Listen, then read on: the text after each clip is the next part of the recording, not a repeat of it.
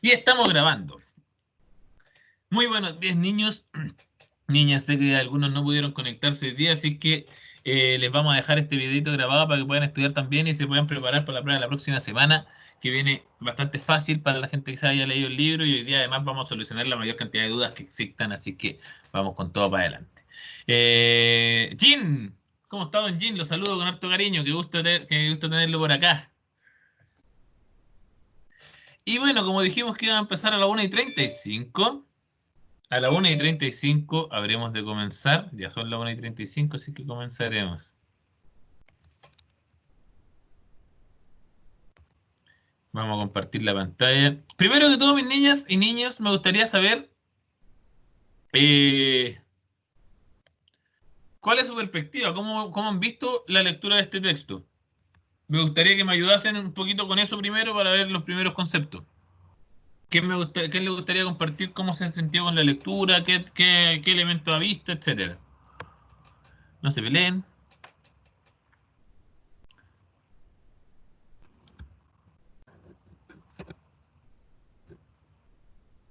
¿Nada? Bueno, esta presentación ya ustedes la han visto, ¿ah? Porque esto ya está en un video que yo les subí con los primeros 3 cuentos de análisis, los cuales voy a pasar así, pero súper rapidísimo. Y solo si es que tienen dudas me voy a detener, porque en realidad eso ya lo debieron haber visto y ya lo debieron haber comprendido. Pero me quería detener acá porque en realidad para leer a Borges hay que entender lo que Borges es. Y Borges en realidad es más o menos lo que reflejan estas imágenes, porque es un juego completo respecto a los tiempos, respecto a los espacios, laberintos que son muy difíciles de solucionar, aspectos que son muy difíciles de comprender muchas veces.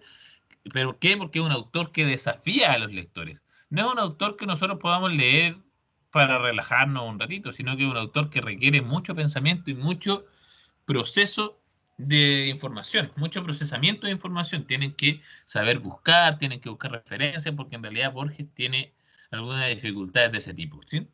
Eh, y además de eso, Borges es un pesado igual, pues. Es sumamente, su escritura es sumamente jactanciosa, porque vale, es un tipo muy culto, pero esa escritura jactanciosa tiene que ver un poco con una escritura que está destinada para que la gente que sabe pueda leerla. Utiliza un montón de información académica y propia de investigaciones, pero claro, pues es parte de su mundo, ¿no? Y además que la literatura de Borges es de ficción, y hay que entender, hay que recordar muy bien que es de ficción, porque a este tipo le encanta confundirnos. De hecho, a tal punto le gusta confundirnos que como que siempre va poniendo alguna cosita por ahí, alguna cosita por acá, algún detalle que uno cree, de repente dice, oye, eso debe ser verdad, e incluso a veces toma nombres de personajes de la vida real, pero todo lo que está en Borges es absolutamente ficticio, ¿sí? Yo les recuerdo esto porque Borges utiliza, por ejemplo, un recurso como las citas bibliográficas, como las notas al pie, para darle sustento a sus textos y para nuevamente intentar engañar a las personas con referencias que básicamente no existen. ¿Sí? Y además de eso, además de todo eso, el mundo de Borges en literatura es un mundo que va por niveles. Entonces, tenemos habitualmente en todos los cuentos de Borges un nivel inicial en la que habitualmente están pasando muy poquitas cosas, una calma bastante tranquila. En algún momento del relato nos cambia y se va de ahí a otro espacio más profundo en la lectura, en el cual se empiezan a desarrollar los acontecimientos. Y habitualmente dentro de esta misma historia también se produce un tercero, un cuarto nivel de pronto de historia. Entonces siempre tenemos con Borges historias dentro de historias. Y los elementos más importantes dentro de este concepto es, por ejemplo, los espejos, porque los espejos tienen esta perspectiva de la literatura como reflejo de la realidad, y además que un espejo contra otro espejo finalmente genera una perspectiva de infinitos reflejos, que es un poco lo que busca Borges en toda su literatura, mostrar esto de las infinitas formas y las infinitas oportunidades que nos entrega la literatura para poder trabajar. Es un escritor bastante, pero bastante complejo de leer, pero sin duda tiene un aporte fundamental para la literatura a nivel universal, mundial por lo menos. No sé si hay una escritora del universo, pero bueno. En fin, ¿por qué les digo todo esto? Por una razón muy simple, porque para entender a Borges lo primero que tenemos que entender es esta visión. Cuando tenemos esta visión en claro, tenemos que empezar a buscar en los demás cuentos cómo se van dando estos niveles, cuáles son finalmente el camino para salir de la historia, para comprenderla adecuadamente. Es importante que seamos capaces también de reconocer que Borges suele estar dentro de su obra, por pensamiento, por características y como narrador, muchas veces está como narrador o como personaje. De hecho, en el libro que leí, en los 7 cuentos que tuvimos que leer, Borges está por lo menos en 2 cuentos como personaje, o por lo menos como narrador. Entonces es una persona que se mete constantemente y eso le hace un poco dar esta sensación de que todo lo que te está contando es verdad, pero en realidad no es el caso. ¿Sí? Dicho esto, quiero invitarlos a avanzar. Eh, el primer cuento es Plon Ukvar Urbis Tertius. Y a partir de este cuento me imagino que tienen un montón de dudas y me imagino que ya vieron este primer documento. Así que abro la palabra para las dudas que tengan respecto al primer cuento. Por favor, adelante. Si no hay dudas, lo saltamos. Para llegar a los cuentos que no hemos analizado en video. Dudas, consultas, preguntas, reflexiones, comentarios. ¿Entendieron algo? ¿No entendieron nada? Muy difícil el cuento. ¿Qué dificultad tenía? Yo no entendí nada. Ya. Partamos de una base, mi querida Macarena. Entendamos que Ukvar es un lugar es un país que no existe en ninguna parte del mundo, ¿sí? Además de eso, Plon es un planeta, un mundo que no existe en ninguna parte. Pero lo que nos cuenta este cuento acá es la construcción de estos mundos a través del lenguaje. Son mundos propiamente lingüísticos que intentan levantar una perspectiva de vida nueva. ¿Cómo ocurre esto? Bastante sencillo. La historia comienza con, me imagino que este video lo vieron, así que voy a pasar rápidamente, con un número de una biblioteca, el único número en todo el mundo de una biblioteca que tiene un artículo respecto a Ukvar, un lugar, un país que nadie nunca ha escuchado. Y parte con 2 personajes, entre los cuales podríamos destacar a Borges como un primer narrador, que nos habla y que discute con su amigo, porque en realidad tienen un país, o sea, con todo lo que ellos han estudiado y saben, hay un país que no conocen ni existe, pero que está reflejado en una enciclopedia. ¿Qué pasa con esto entonces? Eh, se empiezan a preguntar, empiezan a buscar información y llegan a la conclusión de que nadie lo conoce, a pesar de que hay gente erudita, a pesar de que hay personas que han estudiado y han viajado por el mundo, nadie conoce a Ukvar. Ahora, si estuviera en alguna parte, dicen, porque hay lugares desconocidos, podría estar en Asia Menor o en América. ¿Por qué? Porque en América está el Amazonas, ¿cierto? Y en el Amazonas no ha sido todo explorado. En Asia Menor, porque hay lugares también de ese sentido. Lo concreto es que no está en ninguna parte. Y como no está, la gente se empieza a preguntar, pues. Pero después de un tiempo, varios años, no en ese momento fue una página de la enciclopedia, nada más. Pero después de un tiempo, una persona por casualidad, y ojo con que pongo comillas porque hay un detalle importante con las casualidades en este cuento, encuentra una enciclopedia completa de Tlón. O sea, ya no sabíamos nada de Ukvar, ahora aparece un Tlón. Pero hay algunas referencias desde la primera enciclopedia que refiere a Ukvar en Tlón. Entonces, el mundo empieza a existir. Este Tlón empieza a construirse nuevamente a partir de lo que vimos, ¿cierto? Y poco a poco Clon empieza a tomar materialidad en nuestro espacio territorial, en nuestra vida, en nuestra sociedad, en nuestro mundo. ¿Por qué? Porque comienzan a hacerse hallazgos científicos de investigación, ¿cierto? Que nos hablan de un tipo de metal que no existe en la Tierra, pero que está descrito en la enciclopedia de Ukvar. Un anfiteatro que tiene una construcción súper rara. Unas ruinas que no representan a ninguna de las civilizaciones conocidas, pero que aparecen descritas en la enciclopedia de Tlón. Entonces, poco a poco, ya comienza a pensarse. Se encuentra además el número 11 de una enciclopedia gigantesca y ese número 11 te dice, bueno, si hay un 11 debe haber un 10, un 9, y etcétera. Entonces empiezan a pensar en la existencia de Tlon. Tlon, que es solamente una realidad de lenguaje, comienza a cambiar y comienza a transformarse en una realidad concreta, real. ¿Cierto? Aparecen muestras de lenguaje de Tlon, de música de Tlon, entonces todo esto que parecía una invención, parecía un error de una enciclopedia, que parte con 4 páginas en una enciclopedia, se va transformando poco a poco en una realidad. Y lo interesante acá es que todo lo que sabemos de Tlön, lo que se empieza a investigar de Tlön, es en estricto rigor mucho mejor que nuestra vida. Tiene una perspectiva de construcción maravillosa en la cual todas las personas son capaces de reconocer su valor. Entonces, poco a poco, la gente empieza a estudiar Tlön, porque ya ahora hay más información. Entonces, la gente empieza a estudiar Tlön, empieza a seguir las formas de vida de Tlön, las religiones de Tlön, y finalmente el mundo empieza a cambiar. ¿Por qué cambia este mundo? Se preguntarán ustedes. ¿Puede el lenguaje hacer esto? ¿Fue espontáneo? Y aquí es donde aparecían las comillas que les mencionaba anteriormente, tal como aparece acá.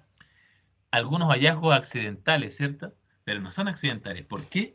Porque hace más de 200 años en el mundo hay una sociedad secreta que está trabajando en función de lograr implantar nuevos valores sociales y morales en la vida.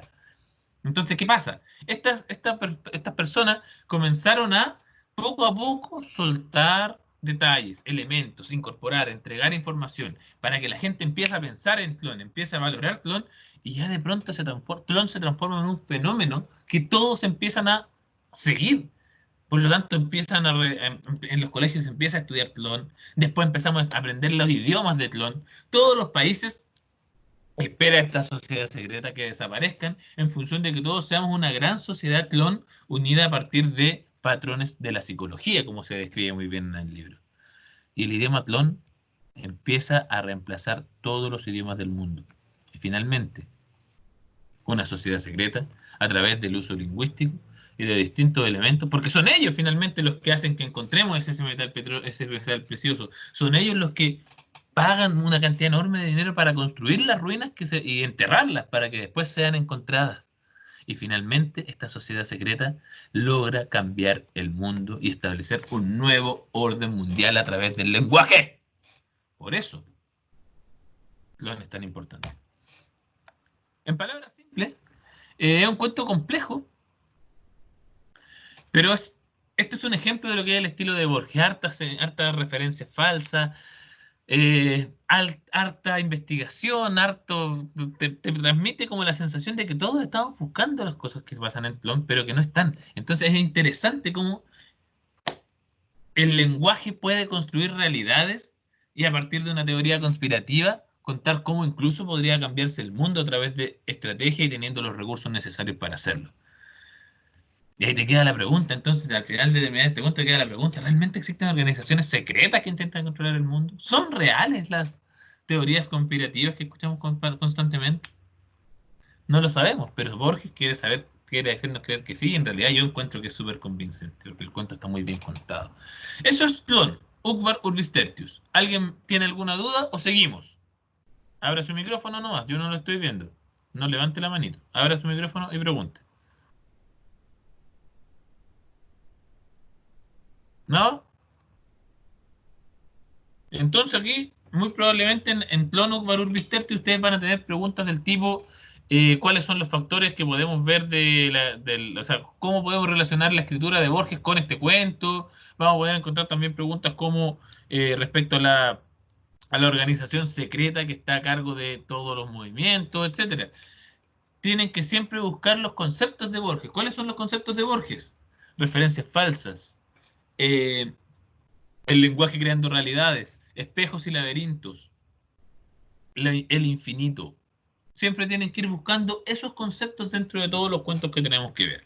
Ya que no hay más preguntas, seguimos avanzando, mis niños y niñas, y llegamos a Pierre Menard, autor del Quijote. Segundo cuento, bastante sencillo y breve, porque en realidad la historia no tiene grandes elementos que podamos comparar ni aportar. Lo que pasa es que aquí hay un autor que se muere, un novelista que en este caso también podemos reconocer a Borges como un narrador. Y el narrador Borges de este cuento, que es un narrador Borges de ficción, quiere valorar la obra de Pierre Menard porque considera que no ha sido bien valorado. Y en estricto rigor, lo primero que hace es contarnos un poco de la tradición, o sea, de la trayectoria escritora que tiene Pierre Menard, y se da cuenta que Pierre Menard no ha escrito nada. O sea, nos damos cuenta nosotros, él va detallando su obra y se da cuenta que Pierre Menard no ha escrito nada de literatura, lo reconoce como novelista, pero no ha escrito ninguna novela. Imagínate las cosas que Profe, escribe. Dígame. La Dani dice que se tuvo que ir porque tenía que almorzar. Bueno, va a quedar la clase grabada, dígale que no hay problema. Entonces, ¿qué pasa? Fíjate las cosas que escribe Pierre Menard. Borradores de una monografía sobre la lógica simbólica de George Boole. Básicamente escribió un artículo científico. Eso no es literatura. ¿Qué más escribió? Una réplica de Luc Durkheim, que negaba la existencia de las leyes.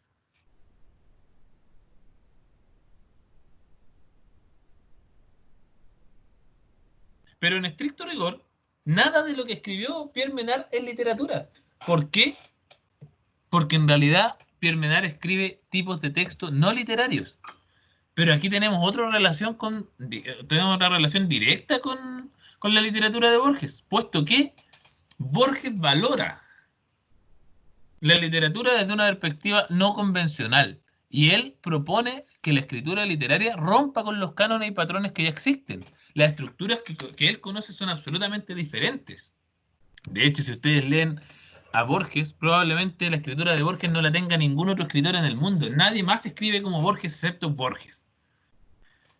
Y en el cuento de Pierre Menard hace una relación entre un autor que se muere recién, del que le hablaba recién, y Miguel de Cervantes. ¿Por qué? Porque la obra más importante que considera Borges para Pierre Menard es la escritura del Quijote. Y ustedes se dirán, ¿pero cómo? ¿Que Don Quijote no lo había escrito Miguel de Cervantes? Efectivamente. Es más, Pierre Menard realiza una transcripción textual de 2 capítulos particulares del Quijote de la Mancha. 2 capítulos particulares. Lo escribe con cada punto y con cada coma. Sin embargo, dice nuestro narrador, es un texto muy diferente, un texto enriquecido. ¿Por qué? Porque Miguel de Cervantes escribió una obra que es muy valorada en el mundo, se supone que es la obra más importante de la literatura española, pero la escribió en su contexto, casi como una casualidad. Salió lo que salió nomás, dice. En cambio, Pierre Menard tuvo que cuidar cada detalle. Y además Pierre Menard tuvo que luchar contra ¿qué? Contra todo lo que se ha escrito en literatura, contra todo lo que existe en el mundo, contra todo lo que ha cambiado la sociedad, contra todo el tiempo que ha pasado y contra toda la tecnología que se ha inventado. Entonces, pensar en un Quijote en el siglo XX es una tarea absolutamente difícil, según lo que nos propone el narrador de este cuento. Y desde aquí nos saltamos a 2 conceptos clave, que aquí está la base de estos textos. ¿Cuál es esta base? Quijote de Pierre Menard y Quijote de Cervantes. Cervantes escribió lo que le salió. En cambio, Pierre Menard fue capaz de construir, de comprender y de analizar una realidad que no le corresponde. Fue capaz de saltarse los problemas. Fue capaz de pensar como un hombre de una época diferente. Y ese es el valor que tiene Pierre Menard, porque no es solamente transcribir, sino que también hay un trabajo de transformarse casi en un hombre del siglo XVII. ¿Qué tan difícil es transformarse en un hombre del siglo XVII en el siglo XX? Casi imposible, porque no tenemos nada. En cambio, nuestro Pierre Menard lo logra. Y el concepto que subyace en este trabajo es el aporte que hace el contexto de recepción de una obra literaria. Lo que nos dice acá Borges es que la literatura constantemente va siendo resignificada en función de cómo el tiempo va avanzando y que cada vez que una obra es leída es una nueva obra literaria. Por más que tengamos un libro en casa y lo leamos todos los días significa algo nuevo. A eso se refiere Pierre Menard, ¿cierto? Y aquí estaba la reflexión que yo le hacía en el video, pues. La tarea de Pierre Menard es súper difícil porque tiene que ser Cervantes en el siglo XX. A pesar de todo lo que ya sabe, de todo lo que se desconocía en esa época, pero él tiene que lograr hacerlo así. Y ahí nos genera un conflicto enorme. ¿Por qué? Porque la mentalidad actual y la mentalidad del siglo XVII son tremendamente difíciles, pero Menard logra hacerlo con gran sutileza. La explicación de este cuento. Se nos muestra el paso de los años, las historias se van enriqueciendo y la intentar escribir nuevamente en Quijote es una tarea casi imposible. ¿Por qué? Por todo lo que explicábamos anteriormente, ¿cierto? Nos revela la importancia del contexto de producción y cómo las historias se van resignificando a lo largo del tiempo. Cada libro que nosotros leemos, cada vez que lo leemos nuevamente, es una nueva forma de entenderlo. Y finalmente, esto demuestra que la literatura debe leerse a partir de los contextos de recepción. No solamente tratar de identificar lo que el autor quería decir, sino que lo que significa en nuestra época, en el momento. Porque también va a depender de lo que nosotros pensamos, de lo que nosotros queremos y de lo que nosotros queremos hacer. ¿Cómo se relaciona esto con Borges? ¿Cuáles son los factores de Borges que están presentes en este cuento? Inicialmente, el tema de la erudición, del conocimiento, ¿cierto?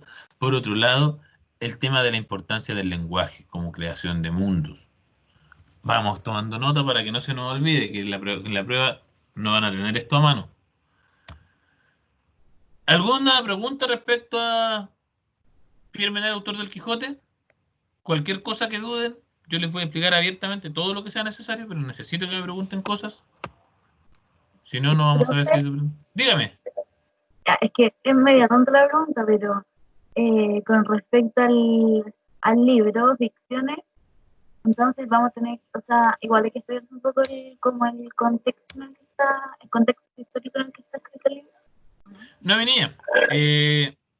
Sería una pérdida de tiempo porque Borges no está ni ahí con eso.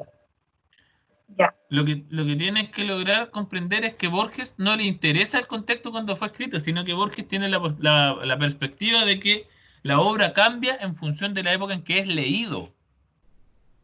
Cuando yo leo, le doy un significado distinto a cada texto que leo. Esa es la posición de Borges. Y además nos habla claramente de cómo el lenguaje va creando realidades y construyendo realidades. Esos son los conceptos claves de este cuento. ¿Sí? Ya. Sí, dale. Ya. Sigamos entonces. Ruinas circulares.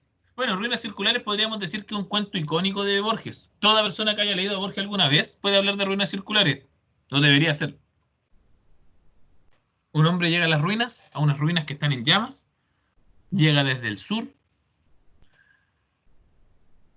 y llega con una sola misión. Llega a una isla, después de haber conocido un poco a la gente que vive ahí, y lo que necesita es crear al hombre perfecto de su época. Un hombre que domine todas las artes de los deportes, de la escritura, de la música, de las batallas.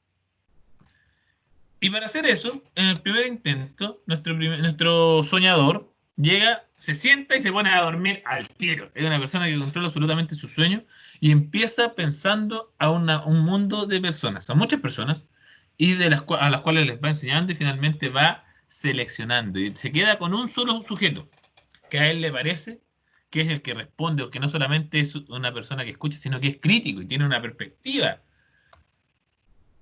El problema de eso es que en algún momento nuestro soñador despierta y no puede volver a dormir. Pierde todo el primer año de trabajo porque no pudo volver a dormir. Luego comienza y tiene un segundo intento, creando primero un corazón, ¿cierto? Luego agregándole los órganos. Se pasa un año antes de que esto de llegar hasta todos los órganos y el esqueleto, para finalmente, luego de mucho tiempo, tener a un hombre soñado perfecto. Pero este hombre no está vivo. Por lo tanto, le pide al dios del fuego que le ayude a darle vida, ¿cierto? Aquí les dejé un fragmento del libro. Ese múltiple dios le reveló su nombre, que su nombre terrenal era fuego, que en ese templo circular y en otros iguales le habían rendido sacrificios y culto, y que mágicamente animaría al fantasma soñado, de suerte que todas las criaturas, excepto el fuego mismo y el soñador, lo pensaran en un hombre de carne y hueso. En el sueño, el hombre que soñaba despertó. Entonces, con ayuda del dios del fuego, el soñador logra su objetivo y el sueño se convierte en un sueño vivo. Ojo acá, el dios del fuego le advierte, excepto yo que soy el fuego, y tú que soñaste a tu hombre, vamos a saber que es solamente un sueño. Todas las demás personas no van a saber nada. ¿Y qué pasa? Nuestro soñador empieza poco a poco a enseñarlo, a educarlo, le empieza a dar misiones y se da cuenta que está listo. Cuando el hombre ya está listo, cuando el segundo sueño, el sueño está listo para salir a la vida, él lo envía ¿a dónde? Lo envía al norte, porque en el norte hay ruinas. Y se cierra el ciclo aquí. Porque se da cuenta este soñador que el objeto de su sueño está recorriendo el mismo camino que recorrió él. Y mientras que el soñador se va yendo del camino, o sea, del lugar donde él está, el hombre soñado se va yendo de ese lugar, el soñador se da cuenta que, que llegan las llamas a consumirlo, porque ya está viejo y se tiene que morir. ¿Pero qué descubre en ese momento? Descubre que las llamas no lo tocan y se da cuenta, tristemente, de manera vergonzosa, con miedo, que en realidad él era también solo un sueño de otra persona. ¿Y a qué nos lleva este cuento finalmente? A una seguidilla de hombres que sueñan y sueñan y sueñan y sueñan y sueñan. Básicamente, ¿qué nos dice? En el mundo no hay más que el sueño del soñador. Todos somos el sueño de uno más, de alguien más. Todos somos una ilusión. La vida, la realidad, es simplemente una ilusión y vivimos el sueño de otra persona. La explicación de este cuento tiene que ver con lo siguiente. Este cuento es icónico y el mundo de Borges está lleno de círculos concéntricos con un espejo reflejándose contra el otro. Básicamente lo que está haciendo Borges acá es aplicar la infinitud. Ese es el concepto de Borges acá. Lo infinito del pensamiento, de cómo nos vamos construyendo a partir del pensamiento, que somos nada más que quimeras, ilusiones, ¿cierto? Y ese nivel de conciencia que nos hace cuestionarnos finalmente el plano de la realidad. ¿Será que realmente todos somos un sueño? ¿Todos somos una ilusión? Ese es el cuestionamiento que nos deja Jorge Luis Borges en este cuento. Abro espacio para preguntas.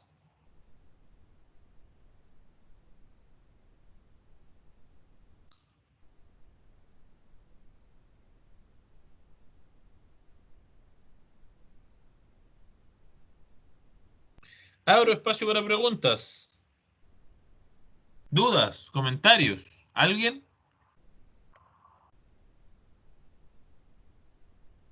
¿Algo?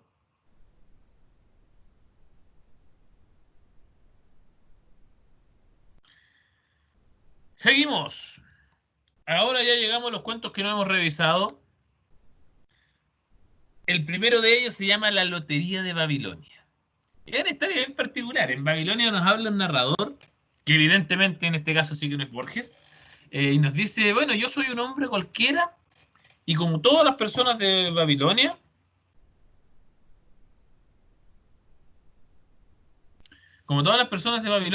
he pasado como, he sido un alto gobernante, he sido esclavo, he estado preso, me faltan dedos, he sido pobre, he sido rico, he sido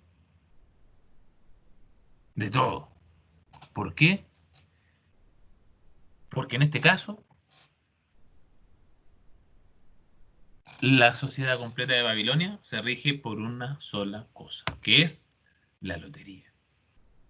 La lotería, que al principio era como la que conocemos nosotros, ¿no? Esta historia que nosotros compramos un boletito y compramos y podemos ganar platita o no ganamos nada. Sin embargo, a la gente de Babilonia eso no le gustó. Y como no le gustó, intentaron darle más emoción, intentaron darle más conceptos, más elementos importantes, ¿cierto? Como primero agregaba solo premios, a la gente no le parecía muy entretenido, así que no prefería no participar. Para llamar la atención de la gente, agregaron premios y castigos, pero siempre en dinero. Aunque solamente los ricos podían perder dinero. Los pobres que no tenían dinero no tenían nada que perder. Entonces no les parecía muy llamativo, muy atractivo. Además que si había pobre jugando y perdía, no podía pagar, pues. Entonces no había ni plata para ponerle no había plata para pagar los premios. Pero la compañía bueno, ojo con esto, la compañía es una institución muy importante en este cuento. Bueno, la compañía que organizaba la lotería se dio cuenta de eso y tuvo que subir el precio de la lotería para poder pagar los premios. Y eso fue sumamente mal recibido en la sociedad porque en realidad nadie podía participar. Pues, o sea, solamente la gente rica y la gente rica prefería mantenerse, o sea, prefería irse presa porque determinaron que se iban a ir presos los que no pagaban las multas. Todos determinaron finalmente irse presos y como era muy caro ya nadie podía participar. Y todos dijeron entonces, Pucha que fome. Y la lotería estuvo a punto de desaparecer de Babilonia. Sin embargo, la suerte lo termina controlando todo. Porque para hacer lo más importante, para lograr hacer la organización, para lograr levantar el trabajo que habíamos pensado y mantener a la sociedad activa y participando en la lotería, se establecen algunas normas. En primer lugar, y con el fin de democratizar la participación, se hace que la lotería sea gratuita. ¿Por qué? Se preguntarán ustedes. Porque no les importa el dinero. Lo que les importa es el control de la población. Y la lotería permite hacer eso. Permite controlar a la población. Además de lo anterior, la lotería ya no solamente entrega dinero, sino que empieza a entregar cargos públicos y finalmente comienza a sortearse todo. Grandes fortunas, que de repente en un golpe de suerte te podéis convertir en rico, pero al otro mes la lotería indicó que perdías todo tu dinero, por lo tanto tenías que entregar todo tu dinero y te transformabas en pobre, en un indigente. En otra ocasión, la lotería decía que ibas a ser el gobernante de tu pueblo. Y en otra ocasión decía que ibas a ser esclavo, que te ibas a ir a la cárcel, que ibas a morir. Pero incluso en la muerte había más sorteos. Después de un tiempo en Babilonia, todo se regía por sorteos. Todo, todo, todo, todo, todo, todo. Incluso se hacían sorteos para ver si realmente la persona que había sido condenada a muerte iba a morir, bajo qué conceptos iba a morir o se iba a salvar. Todo finalmente se transforma en sorteos. Todo es suerte. La lotería rige la sociedad completa.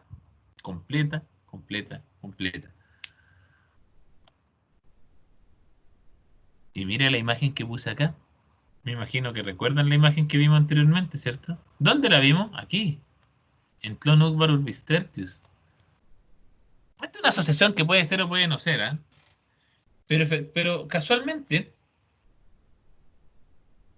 acá también aparece una sociedad secreta.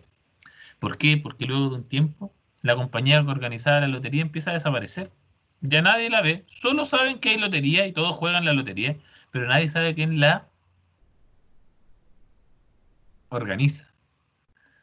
Sin embargo, hay gente que asegura que la compañía que organizaba la lotería desapareció hace muchos años. Pero hay otros que dicen que fue la misma compañía la que hizo mantener ese rumor para mantenerse en las sombras y poder controlar todo y poder regir la sociedad a través del azar. ¿Ustedes creen que es la primera vez que el azar sirve para regir la sociedad? No, para nada. Porque el azar era la forma de gobierno de la democracia griega. No sabían eso, un dato importante para ustedes. Entonces, ¿qué pasa acá? Imagínate lo que podría hacer, pues imagínate esta vinculación loca que podemos construir. La compañía construyó una sociedad en Babilonia. Ustedes saben que Babilonia hace 3000 años, o sea, 3000 años antes de Cristo, comenzó el tema de Babilonia, ¿cierto? Imagínate que estas personas en Babilonia empezaron a definir una sociedad regida por azares. Imagínate que con el tiempo esta sociedad se mantuvo de esa forma. Imagínate que con el tiempo a la compañía, que ya estaba en secreto y que nadie sabía dónde estaba, no le gustaba lo que estaban viendo. No le gustaba la sociedad. Imagínate que en algún momento determinaron cambiarlo todo. Incluyeron el número de Uqbar en una enciclopedia y pudo haber empezado así la construcción del mundo Tlón y del nuevo orden mundial. Pero bueno, esas son las ideas que a mí se me ocurren, las ideas que yo tengo. No tiene por qué ser correcto, pero podría ser, ojo, porque aquí también hay una vinculación. Eso también es importante en Borges. Siempre hay vinculaciones entre sus obras. Entre las distintas obras que hay, siempre hay vinculaciones directas, como lo vamos a ver en el siguiente capítulo, no sé, en el siguiente cuento. ¿Cuál es la explicación de esto? Este cuento nos muestra una crítica sutil respecto a la democracia y a los efectos que ésta podría tener en la sociedad. Les decía, en Grecia antigua, la democracia no era por elecciones, sino por azar, porque el cargo público no era un beneficio, sino que era una carga, absolutamente. Claudia, ¿tiene algo que comentar? Disculpe, que me apareció una notificación acá. No, no, se apretó sin querer, perdón. No hay problema, mi niña. Oye, ¿alguien tiene alguna duda hasta ahora? Chau, chau. Les decía entonces, Profe, dígame. Dígame. No respecto al cuento, sino que lo que hay que leer es hasta la página 45, ¿verdad? Déjame revisar en mi libro, que depende de la versión, pero hasta donde tú tienes que leer, básicamente es hasta el final del cuento. Sí, porque yo lo tengo en el libro, entonces acá este tiene como 100 páginas, pero en el documento que les mandé creo que hasta la 48, porque es hasta el final del cuento El jardín de los senderos que se bifurcan. Ah, ya. ¿Sí? Ese es el último cuento. El jardín de Ya, los senderos que se bifurcan. Ya, pues muchas entonces, gracias. no hay problema. Entonces, ¿qué pasaba acá? En Grecia, el cargo público realmente era una carga que tenía que soportar sobre los hombros. Y es interesante comprender esto, porque en realidad todos los cargos eran sorteables.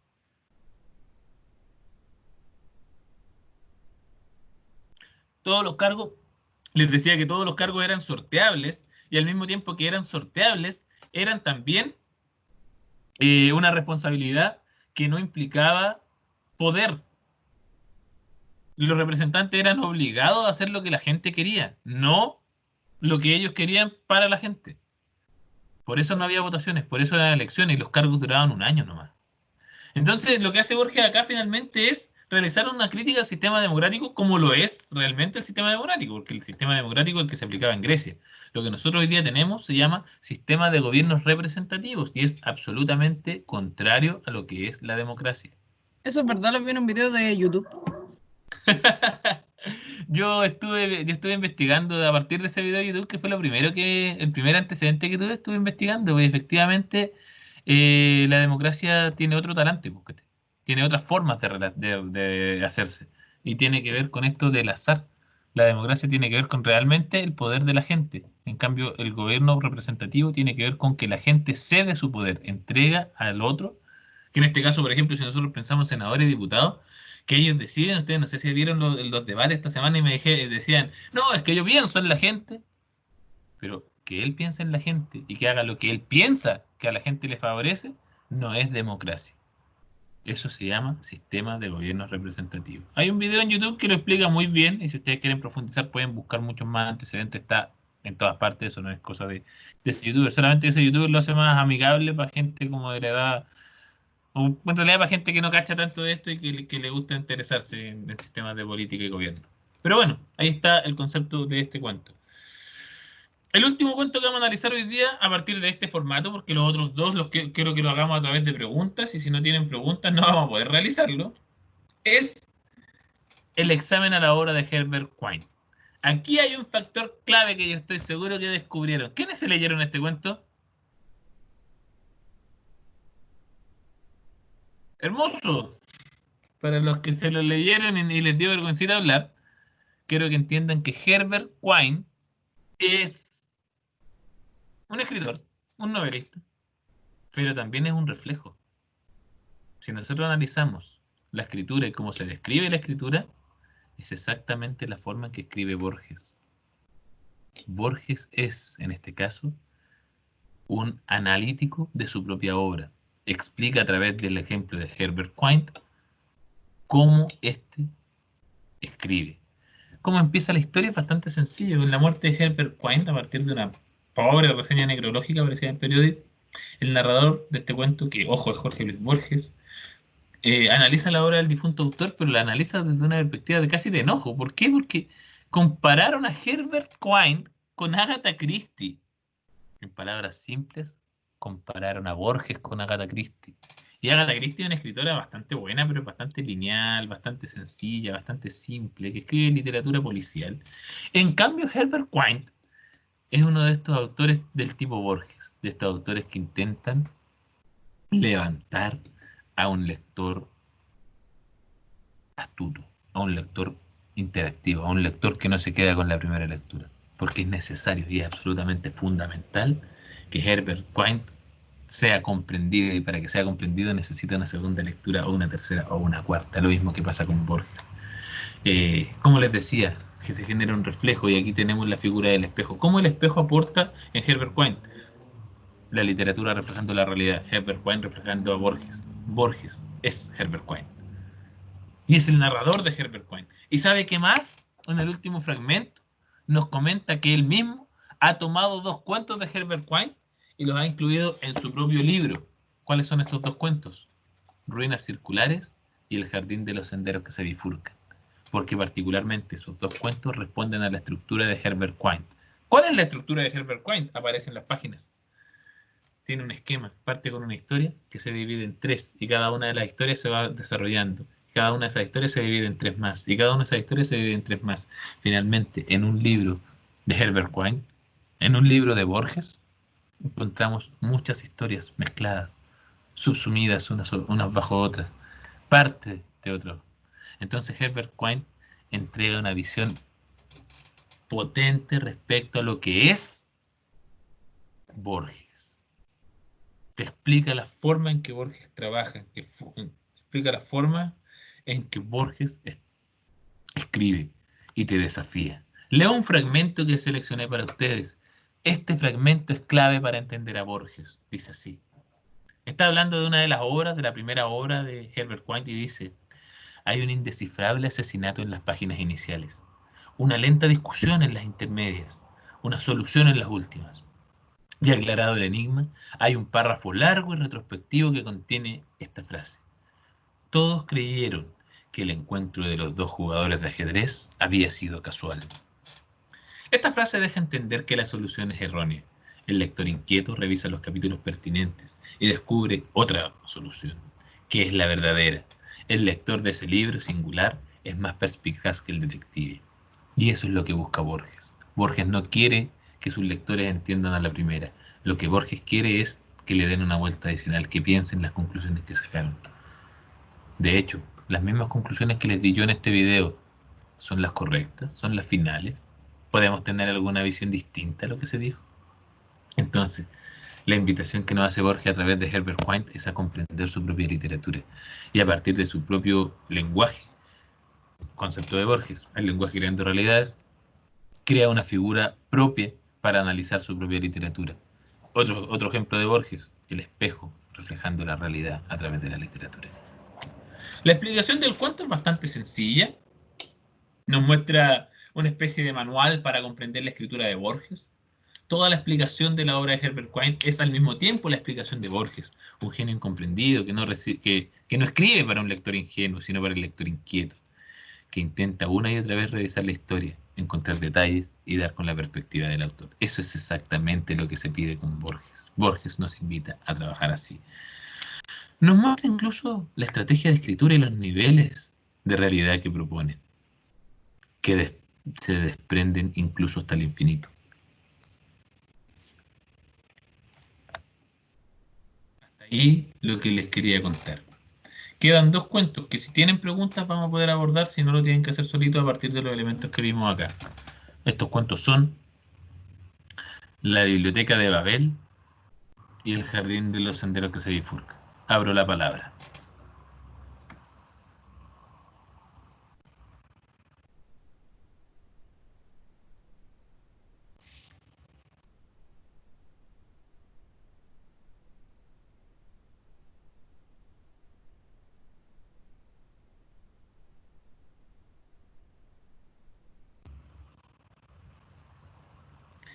Dicho eso, entonces, damos por finalizada la clase, niños, niñas. Espero que les haya servido para comprender los cuentos que revisamos.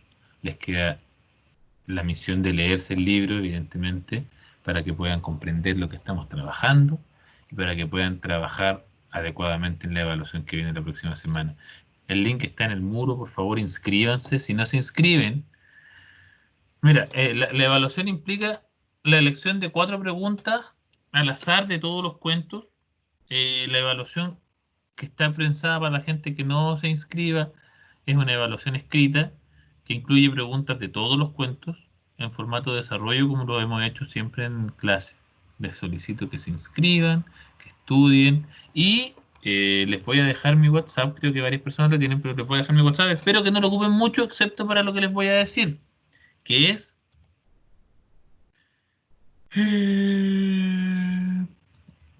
hacerme preguntas respecto a esta evaluación. Si usted está leyendo y le surgió una duda, no dude en mandarme un mensaje. Yo el fin de semana voy a estar atento. Suelo no hacerlo, pero este fin de semana voy a estar atento para escuchar lo que tengan que preguntarme. Si tienen dudas, cualquier caso, cualquier tipo, ustedes me la mandan y yo se la voy a responder de inmediato. Lean el libro. Les voy a ser Más, súper sincero. Si no llegan con el libro leído, mejor no lleguen, porque es imposible que den que rindan en la evaluación en formato oral o escrito si es que no se leyeron la historia, si es que no se leyeron los cuentos. Ahora sí, Antonia, dale, disculpa. o sea, yo lo había hablado. Ah, Sofi, perdón, dale, Ah, ya. me confundí. Máster, lo que pasa es que nosotros hablamos lo que yo le dije de la evaluación, ¿o no?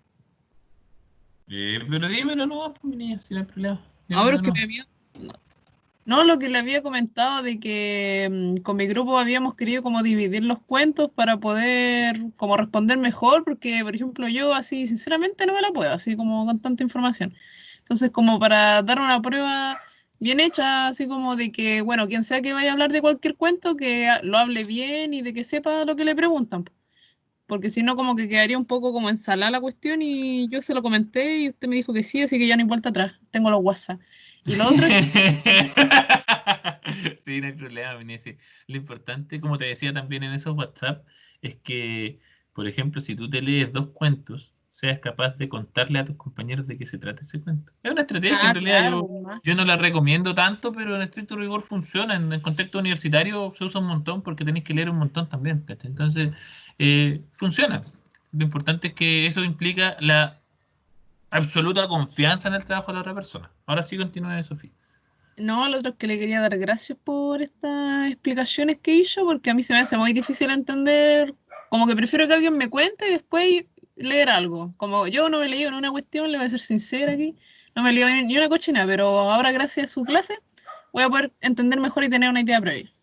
Esa es la idea, pues, mi niña. Ahora, tomando en cuenta eso, yo me imagino que si esa era la intención, tenías que haberte visto los videos anteriores que subí hace como un mes y pudiste haberte leído al menos tres cuentos. Pero no hay problema, estamos avanzando en eso y Silencio.